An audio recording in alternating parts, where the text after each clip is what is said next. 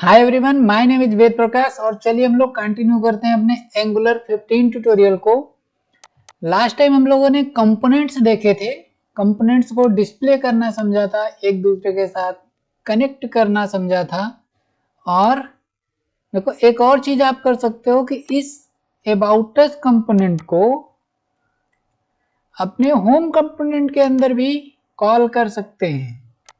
Yes, ये भी possible है। Let me check.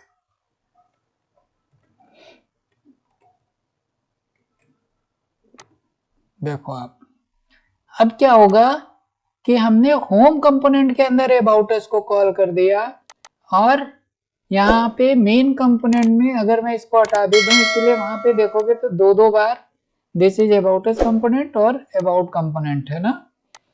वो इसलिए आ रहा है क्योंकि दूसरा वाला यहाँ से आ रहा है, नहीं तो केवल हम होम को कॉल करते और ये आ गया होता। ओके, तो इतना तो आपको समझ में आ गया होगा कि सेलेक्टर का यूज करके आप कहीं भी किसी को भी कॉल कर सकते हो। अब मैं आपको एक दूसरी चीज बताता हूं। आज का जो हमारा टॉपिक है इनलाइन सीएसएस या इनलाइन टेम्पलेट का। अब देखो ये सारी चीजें हो क्यों रही हैं, ये चार फाइलें क्रिएट ही क्यों हो रही है। हमारी रिक्वायरमेंट में ये मुझे सीएसएस नहीं करना है, मैं ये वाली सीएसएस यूज कर लूंगा या अपनी खुद की सीएसएस बना लूंगा। अपने एसेट्स के फोल्डर भी तो हमारा है ना, यहाँ पे हम सीएसएस, इमेज, जावास्क्रिप्ट की फाइलें यही सब तो रखने वाले हैं। तो हमें ये सीएसएस नहीं चाहिए, किसी की स्पेशल रिक्वायरमेंट भाई नहीं ही चाहिए। तो क्या होगा, तो ये फाइलें क्रिएट क्यों हुई। देखो ये टेम्पलेट फाइल है, ये सीएसएस फाइल है। हम इन दोनों फाइल्स को भी हटा सकते हैं और ओनली ये 2 फाइल जनरेट कर सकते हैं। कैसे, अगर स्पेसिफिकेशन वाली फाइल पे आए तो ये तो आपको इस पे कभी कुछ चेंज करना नहीं होगा, इसमें बाय डिफॉल्ट एंगुलर जो दिया है वो ठीक है। लेकिन टीएस फाइल पे आओ तो आपको यहाँ पे एक कंपोनेंट का वेरी मेथड मिलता है, इसके अंदर एक एरे है। अब इस एरे में क्या लिखा है, सेलेक्टर, जहां से हम लोग अपनी सेलेक्टर की आईडी डिफाइन करते हैं और इसी से हम कॉल करते हैं। नीचे क्या है, टेम्पलेट यूआरएल और स्टाइल यूआरएल।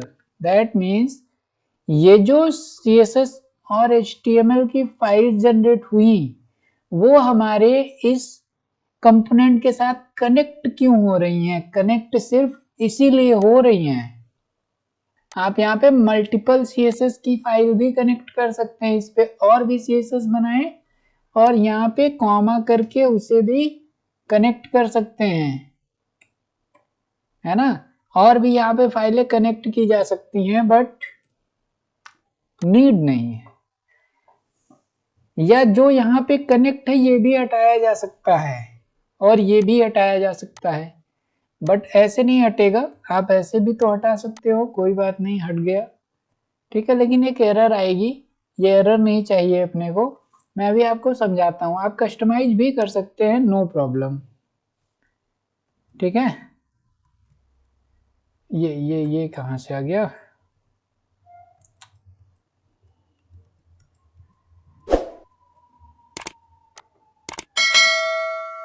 ये अभी एरर सही हो जाएगा फिलहाल, एक मिनट। हाँ ये सब सही हो गया। दैट मीन्स ये हम डायरेक्ट ऐसे नहीं हटा सकते हैं, कुछ करना होगा। फिलहाल मान लो कि मैं एक सीएसएस नहीं चाहता हूँ, टेम्पलेट नहीं चाहता हूँ। टेम्पलेट मतलब एचटीएमएल।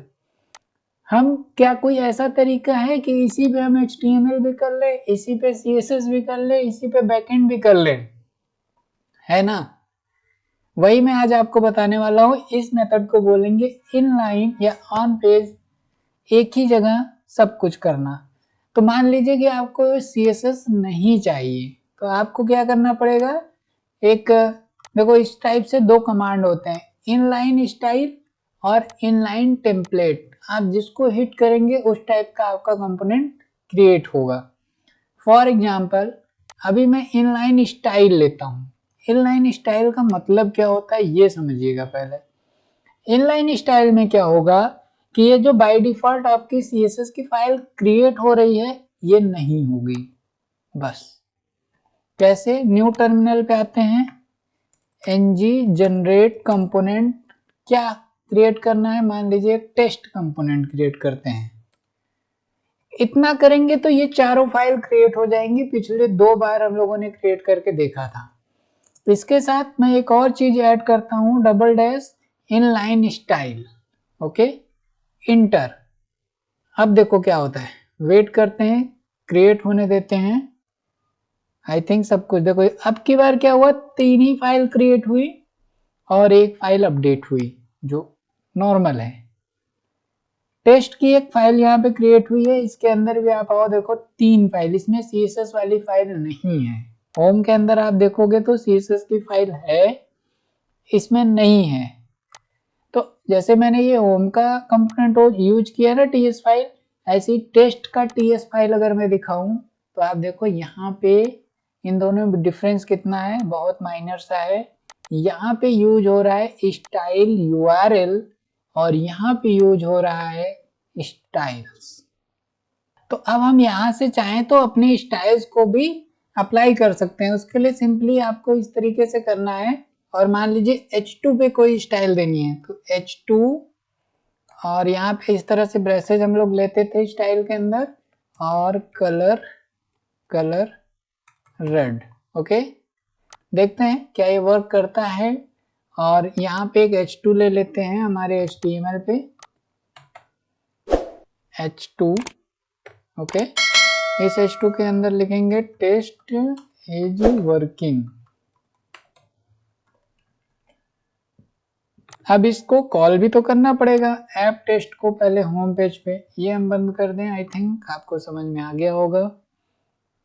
ऐप कंपोनेंट पे आते हैं, लास्ट में ये राउटर भूल जाओ, राउटर मैं आपको बहुत आगे बताऊंगा, अभी थोड़ा सा और आपको वेट करना पड़ेगा। ये सब कुछ सही है, हमारा प्रोजेक्ट यहाँ पे देखिए टेक्स्ट इज वर्किंग, लेकिन ये स्टाइल कहाँ से मैंने लगाई, कहाँ से लगाई? इनलाइन, अपने TS की ही फाइल से लगा दिया है। अगर मैं इसको हटा दूं तो ये रेड नहीं होगा, है ना? ये रेड क्यों हो रहा है? क्योंकि मैंने यहां से यूज किया है इसको। ठीक है, तो आई होप आपको ये चीज समझ में आ रही होगी कि ये सब कैसे हो रहा है। जैसे कि मैंने यहाँ पे आपके लिए ये चीज हटाई, ऐसे ही आप यहाँ से टेम्पलेट भी हटा सकते हो और अपना HTML का टैग जनरेट कर सकते हो खुद का। तो उसमें जब आप आओगे न्यू टर्मिनल पे आते हैं और आपकी बार ng जनरेट कंपोनेंट test2 करते हैं। अब की बार क्या लेना है, 2 चीजें हमने आपको बताई थी, एक स्टाइल और इनलाइन टेम्पलेट। अगर आप इसको ले लेते हैं जो नॉर्मल यूज करना है, इसके बाद इनलाइन टेम्पलेट क्रिएट करेंगे तो अब की बार HTML वाला पेज नहीं आएगा। देखो अभी भी क्रिएट हुआ और अब की बार HTML वाला पेज नहीं आया, CSS वाला आया, है ना? तो अब हमें जो HTML लिखना होगा वो यहाँ पे लिखना होगा। आपको आई थिंक समझ में आ रहा है, पैराग्राफ, है ना? अगर मैं इसके सेलेक्टर को कॉल करूं, कहाँ पे करूं? ऐप कंपोनेंट में, तो आपको अभी भी दिखेगा कि test2 is working, test2 is work, but कहां से आ रहा है? अब HTML की फाइल नहीं है, डायरेक्ट TS फाइल है और इसी पे लिखा हुआ है। आप इसके अंदर अपना H2 H3 कुछ भी लगा सकते हो। ठीक है, डायरेक्ट H2, और इस तरह से यहाँ पे पूरा का पूरा HTML का आप कोड कर सकते हैं, कोई भी प्रॉब्लम नहीं होगी। और आप चाहते हो कि ये दोनों फाइलें ना क्रिएट हो, जैसे इसमें CSS नहीं क्रिएट हुआ, इसमें HTML नहीं क्रिएट हुआ, तो बहुत सारे लोगों की ये रिक्वायरमेंट हो सकती है कि भाई मुझे दोनों ही नहीं चाहिए, क्या ही मतलब है, मुझे यूज ही नहीं करना है ना? तो ऐसे केसेस में आप क्या करोगे, ये जो मैंने 2 चीजें आपको बताई ना, इन दोनों को ही कॉल कर लेना एक साथ ही। कैसे कॉल करेंगे? मान लो एक न्यू कंपोनेंट और बनाते हैं, ng जनरेट कंपोनेंट, कौन सा? test3, और इसके बाद हमने ये दोनों ही लगा दिया। अब इसको एंटर किया तो एक test3 जनरेट हुआ जिसमें 2 ही फाइल क्रिएट हुई, एक फाइल अपडेट हुई। आप देखो test2, और इसमें अब सिर्फ 2 फाइल हैं, है ना। ये तो मैं आपको समझा रहा था। अब यहाँ पे आप HTML कर सकते हो, यहाँ पे CSS कर सकते हैं। तो आई होप आपको ज्यादातर स्टाइल नहीं चाहिए होगी, क्योंकि हम लोग स्टाइल को तो एक्सटर्नल CSS के पेज से ही यूज करेंगे। तो यहाँ पे हम लोग इनलाइन स्टाइल यूज करके अपना कंपोनेंट बनाए, 3 पेज को जनरेट होने दें। बाकी अगर आप कुछ भी यूज नहीं करते और ये पेज एम्प्टी रखते हैं ना, तो भी उससे कोई दिक्कत नहीं है, क्योंकि जब भी ये कन्वर्ट होगा तो ऑटोमेटिकली इस फाइल्स को रिमूव ही कर दिया जाता है।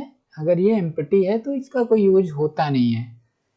तो आप एम्प्टी अगर रख रहे हैं तो कोई मतलब है नहीं। जब हम ng बिल्ड करके प्रोडक्शन में लाएंगे फाइल्स को, तो अपने आप ये फाइल्स या ये एम्प्टी है तो इसका कोई भी यूज वहां पे रह नहीं जाएगा। हाँ, आप अपने कंफर्ट के लिए इसको 3 फाइल के साथ काम कर सकते हो, जैसे कि हमने test1 बनाया था, है ना, टेस्ट बनाया था। बट मैं रिकमेंड करूंगा कि आप ऐसा कुछ मत करना। ये आपकी जानकारी के लिए मुझे बताना जरूरी था, तो बताया। अदरवाइज आप नॉर्मल कंपोनेंट बनाओ और उसी पे प्रैक्टिस करिए, कोई इशू नहीं है। ng जनरेट कंपोनेंट, यहाँ पे लिखना है ng generate component test4 normal. इसी टाइप का कंपोनेंट हम लोग बनाएंगे और काम करते चलेंगे। इससे टेंशन नहीं लेंगे इसमें 4 हो रही हैं, 3 हो रही हैं, 2 हो रही हैं। बहुत से लोगों को ये लगेगा कि यार इस पे 2 हुई, दैट मीन्स ये कम फाइल साइज लेगा, है ना, इससे हमारा प्रोजेक्ट काफ़ी स्मूथ रहेगा। तो ऐसा कुछ होने वाला नहीं है, क्योंकि एंगुलर बाद में बिल्ड होता है और जो कुछ भी अनवांटेड चीज़ें होती हैं वो अपने आप हटा देता है। जो चीज़ें आप यूज कर रहे होंगे उन्हीं का प्रोडक्शन में या सर्वर पे फाइल जनरेट होंगी। तो इन चीज़ों का कोई भी वैल्यूएशन नहीं है, आप नॉर्मल बना सकते हो, है ना। अब एक और चीज़ सिखा देता हूँ कि आपने कोई कंपोनेंट गलत बना दिया, तो इसको आप डिलीट करेंगे तो क्या होगा, आपके पास कमांड्स भी होते हैं। आप डायरेक्ट ऐसे ही डिलीट कर दो, ऐसे भी डिलीट कर सकते हैं। और जब डिलीट करेंगे तो बस एक एरर आएगी, कहाँ पे, मॉड्यूल में, क्योंकि यहाँ इंपोर्ट हुआ था ना। तो आप इसको भी मैनुअली ऐसे हटा सकते हैं। जैसे ही हटा देंगे इन दोनों को, ये एरर चली जाएगी। मैंने मैनुअल इंस्टॉल करना बताया था, इसी तरीके से आप मैनुअल इसको डिलीट भी कर सकते हैं। जब आप डायरेक्ट किसी कंपोनेंट को डिलीट करेंगे तो इस बात का ध्यान रखिएगा, ये एरर आएगी और इससे आपको डरना नहीं है। बस आपको इस पे आना है और जो जो चीज़ें आपने डिलीट करनी है उनका यहाँ से पाथ भी हटा देंगे, क्योंकि ये है ही नहीं हमारे प्रोजेक्ट में। अब देखो यहाँ पे भी एरर आ रहा है, क्योंकि हमने टेस्ट और इसकी आईडी को, सेलेक्टर को कॉल किया था, बट अब वो है ही नहीं। तो अगर कोई भी प्रोजेक्ट में एरर आएगा तो वो एरर इस तरीके से आपके टर्मिनल पे दिखाई भी देगा, आप इसको पढ़ भी सकते हैं। तो अगर आपने डिलीट किया तो इस चीज़ को ध्यान रखिएगा, क्योंकि फिर लोग परेशान होते हैं कि मैंने बना दिया, इसको डिलीट कैसे करना है। तो मैंने डिलीट करना भी बता दिया है। और आई होप कंपोनेंट आपको समझ में आ गए होंगे कि क्या होता है, इस पे किस तरीके से काम करना है। इसके बाद हम लोग देखने वाले हैं मॉड्यूल्स को। मॉड्यूल क्या होते हैं और मैं उसको समझाऊंगा आपको अच्छे से। मॉड्यूल के अंदर कंपोनेंट्स, देन हम लोग प्रोडक्ट बनाएंगे, है ना, कोई ना कोई प्रोजेक्ट लेंगे और उसको डिजाइन करेंगे, वर्क करेंगे, बनाएंगे। तो फ्रेंड्स आज के लिए बस इतने रखते हैं, मिलते हैं नेक्स्ट ट्यूटोरियल में। Thanks for watching, keep learning guys, and do not forget to like, share and subscribe.